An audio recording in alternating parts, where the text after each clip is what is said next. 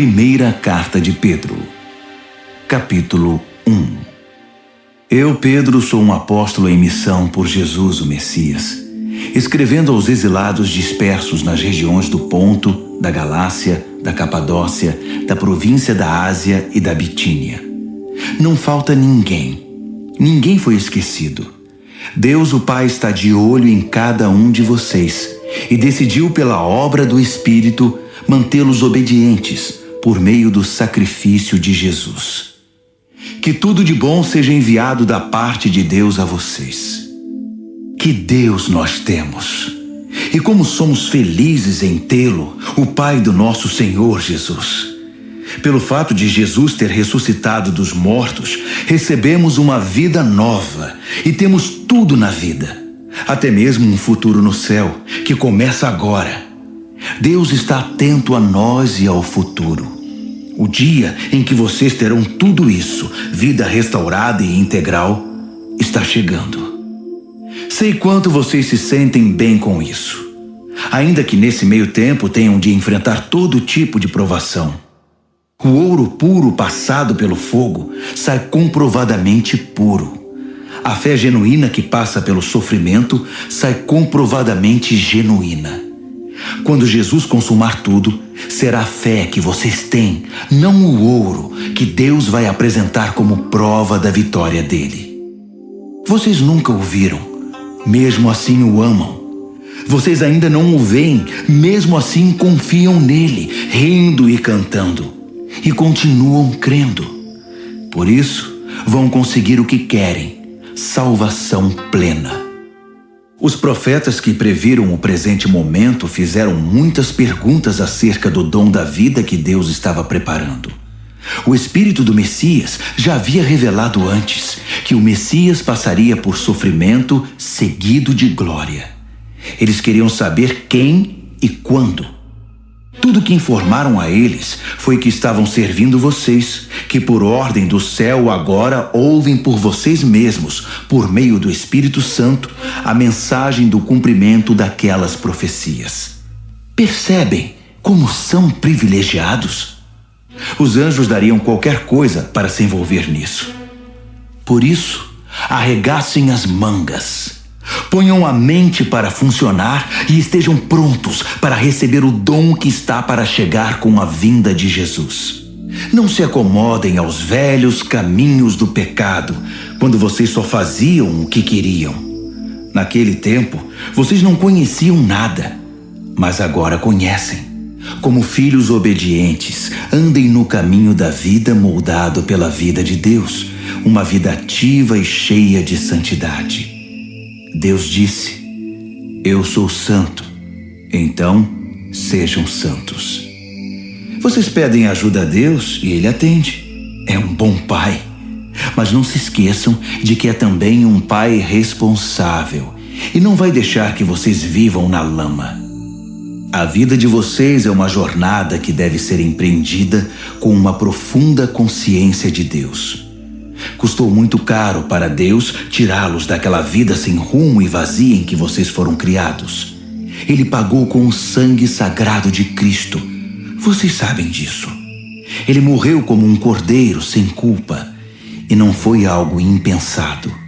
Ainda que só agora, no fim dos tempos, o plano tenha vindo a público, Deus sempre soube o que ia fazer por vocês. É por causa do Messias sacrificado, a quem Deus depois glorificou e ressuscitou, que vocês confiam em Deus e sabem que têm um futuro nele. Agora que vocês purificaram a vida por meio da verdade, amem-se uns aos outros, como se a vida de vocês dependesse disso. A vida nova que possuem não é como a velha vida. O velho nascimento de vocês veio de semente mortal. O novo nascimento vem da palavra viva de Deus. Pensem nisto. Uma vida concebida pelo próprio Deus. Foi por isso que o profeta disse: a vida velha é como a grama. Sua beleza se vai como as flores do campo. A grama seca, as flores murcham e a palavra de Deus continua e continua para sempre. Essa é a palavra que concebeu a nova vida em vocês. 1 de Pedro, capítulo 2. Por isso limpem a casa, tratem de varrer tudo que é malícia, fingimento, inveja e comentários maldosos. Vocês já provaram de Deus. Agora, como bebês de colo, bebam a pura bondade de Deus e assim crescerão maduros e completos em Deus. Bem-vindos à pedra viva, a fonte da vida.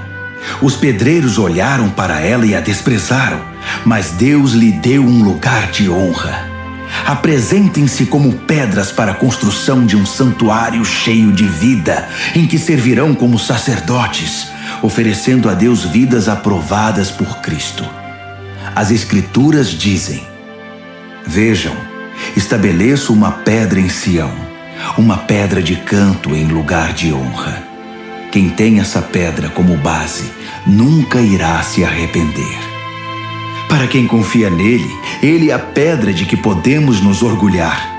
Mas para aqueles que se recusam a confiar nele, a pedra que os pedreiros rejeitaram é agora a principal pedra de fundação. Para quem não confia, ela é uma pedra de tropeço, uma rocha bloqueando o caminho. Eles tropeçam e caem, porque se recusam a obedecer como foi predito. Mas vocês são os escolhidos de Deus, escolhidos para a alta vocação do trabalho sacerdotal e para serem um povo santo. São instrumentos de Deus para fazer sua obra e falar por Ele, e para contar a todos quanta diferença Ele fez na vida de vocês.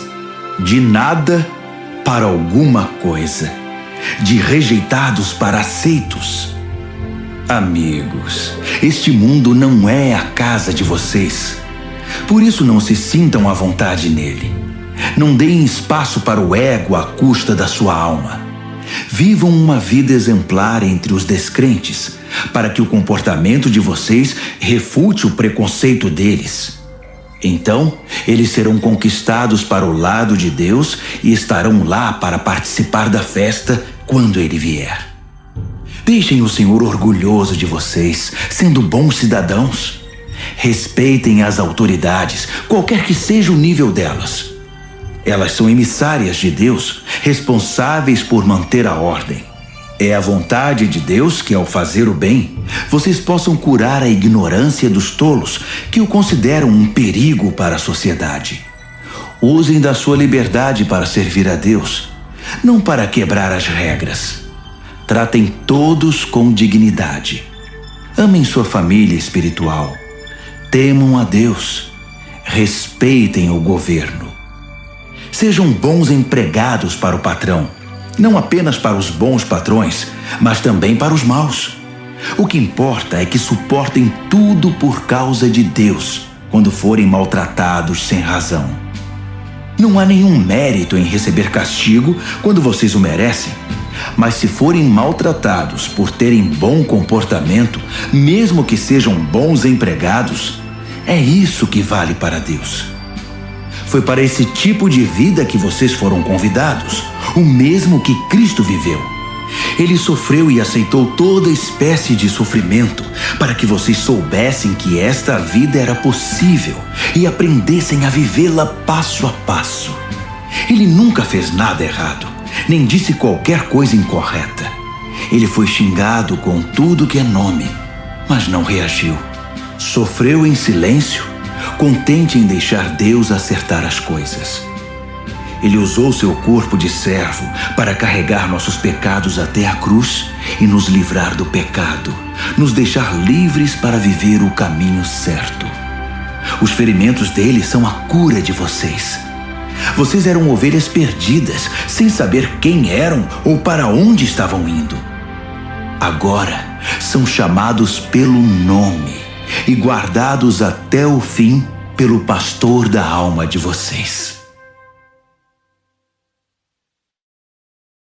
1 de Pedro, capítulo 3. O mesmo vale para vocês, esposas. Sejam boas esposas, cada uma para o seu marido, atentas às necessidades deles. Há maridos que, mesmo indiferentes à palavra de Deus, poderão ser cativados pela vida da beleza santa de vocês. O que importa não é a aparência exterior, o estilo do cabelo, as joias, o corte da roupa, mas sim sua atitude interior. Cultivem a beleza interior, do tipo gracioso e gentil que agrada a Deus. As mulheres santas de antigamente eram lindas na presença de Deus desse modo e eram boas e leais aos maridos. Sara, por exemplo, tratava Abraão como meu querido marido. Vocês serão verdadeiras filhas de Sara se fizerem o mesmo, sem ansiedade e sem acanhamento. O mesmo vale para vocês, maridos. Sejam bons maridos, cada um para a sua esposa. Não deixem de honrá-las, nem de se alegrar com elas. Sendo mulheres, elas não têm alguns dos privilégios de vocês. Mas na nova vida, sob a graça de Deus, vocês são iguais. Portanto, tratem a esposa iguais a vocês, para que suas orações não sejam daquelas que nem passam do teto. Resumindo, sejam agradáveis, simpáticos, amáveis, compassivos, humildes. Isso vale para todos, sem exceção. Nada de retaliação, nada de língua afiada para o sarcasmo. Em vez disso, abençoem, que é a obrigação de vocês. Assim serão uma bênção e também receberão bênçãos. Quem quer abraçar a vida e ver dias cheios de bem, eis o que tem de fazer. Não diga nada maldoso ou capaz de ferir. Despreze o mal e cultive o bem. Persiga a paz com todo empenho. Deus aprova tudo isso, ouvindo e respondendo bem ao que é pedido, mas volta as costas para os que fazem o mal. Se vocês fazem o bem com o coração e a alma, quem os impedirá? Ainda que sofram por causa disso, é o melhor para vocês. Não deem uma segunda chance à oposição. Em condições favoráveis ou desfavoráveis, mantenham um coração atento em adoração a Cristo, Senhor de vocês. Estejam prontos para falar e explicar a qualquer um que perguntar por que vocês adotaram esse estilo de vida, sempre com a maior gentileza. Tenham uma consciência tranquila na presença de Deus, de modo que quando as pessoas jogarem lama em vocês, não consigam sujá-los. Seus inimigos vão acabar percebendo que eles é que precisam de um banho. É melhor sofrer por fazer o bem, se é isso que Deus quer, que ser punido por fazer o mal. Afinal, o que Cristo definitivamente fez, sofreu por causa dos pecados dos outros, o justo pelos injustos. Ele enfrentou tudo isso, foi morto e ressuscitou para nos conduzir a Deus. Ele proclamou a salvação de Deus às gerações anteriores que estavam na prisão por não terem escutado. Vocês sabem que, embora Deus tenha esperado pacientemente que Noé construísse uma arca, poucos foram salvos. 8, para ser exato, salvos da água pela água. A água do batismo faz o mesmo por vocês, não por limpar a sujeira da pele, mas por apresentá-los diante de Deus com uma consciência pura por meio da ressurreição de Jesus. Jesus tem a última palavra sobre tudo e todos, de anjos a exércitos. Ele está com Deus e o que ele diz, acontece. 1 de Pedro, capítulo 4. Portanto, considerando que Jesus passou por tudo que vocês estão passando e até mais, aprendam a pensar como ele. Pensem no seu sofrimento como uma maneira de abandonar o velho hábito pecaminoso de querer conseguir as coisas do modo de vocês. Assim serão capazes de viver livres para buscar o que Deus quer, em vez de serem escravizados pelos próprios desejos. Vocês já viveram aquela vida que ignorava Deus. Festas toda noite, bebedeiras e depravação. Mas chegou a hora de se livrar disso para sempre. Obviamente, os amigos daquela época não entendem por que vocês não os procuram mais. No entanto, vocês não têm a obrigação de prestar contas a eles. eles serão chamados à responsabilidade na presença do próprio Deus. Ouçam a mensagem. Ela foi pregada aos cristãos que agora estão mortos, mas ainda que estejam mortos, como acontece com todos, eles vão continuar na vida que Deus concedeu a eles em Jesus. Tudo neste mundo está para ser consumado. Portanto, não tomem nada como certo. Mantenham uma vida de oração. Acima de tudo, amem uns aos outros como se a vida de vocês dependesse disso. O amor resolve praticamente qualquer situação. Sejam prestativos em dar uma refeição ao faminto, uma cama ao sem-teto, e façam isso com alegria. Sejam generosos com os dons que Deus concedeu a vocês e permitam que todos participem deles. Se palavras, que sejam palavras de Deus. Se ajuda, que seja uma ajuda sincera da parte de Deus. Assim, a brilhante presença de Deus se tornará evidente em tudo por meio de Jesus, e ele receberá todo o crédito, na condição de quem é poderoso em tudo, para sempre, até o fim dos tempos. Amém. Amigos, quando a vida ficar realmente difícil, não pensem que Deus não está no comando. Em vez disso, alegrem-se, pois vocês estão passando pelo mesmo que Cristo passou. É um processo de refinamento espiritual e a glória está chegando. Se vocês sofrem abusos por causa de Cristo, considerem-se felizes. É o Espírito de Deus e sua glória em vocês que serão vistos pelos outros. Se eles os perseguem porque vocês quebraram a lei ou perturbaram a paz, é outra questão. Mas se é porque vocês são cristãos, não pensem duas vezes. Sejam orgulhosos da condição distinta refletida nesse nome. Chegou a hora do julgamento, e ele começará pela própria família de Deus. Somos os primeiros da fila. Se começa conosco, imaginem como será para aqueles que rejeitam a mensagem de Deus. Se os bons quase não resistem, o que está reservado para os maus? Então, se vocês acham que a vida está difícil porque estão fazendo o que Deus mandou, fiquem tranquilos, confiem nele. Ele sabe e sempre saberá o que está fazendo. 1 de Pedro, capítulo 5. Tenho uma preocupação especial por vocês, líderes da igreja. Sei o que é ser líder, participar dos sofrimentos de Cristo e também da glória futura. Esta é minha preocupação, que vocês cuidem do rebanho de Deus com todo o cuidado de um pastor. Não porque são obrigados, mas porque desejam agradar a Deus. Não calculando o que vão ganhar com isso, mas agindo com espontaneidade. Não como mandões, dizendo aos outros o que fazer, mas apontando o caminho com toda a gentileza. Quando Deus, que é o melhor pastor de todos, manifestar ao mundo seu domínio, ele verá que vocês agiram corretamente e não economizará elogios. E vocês que são mais jovens devem seguir seus líderes.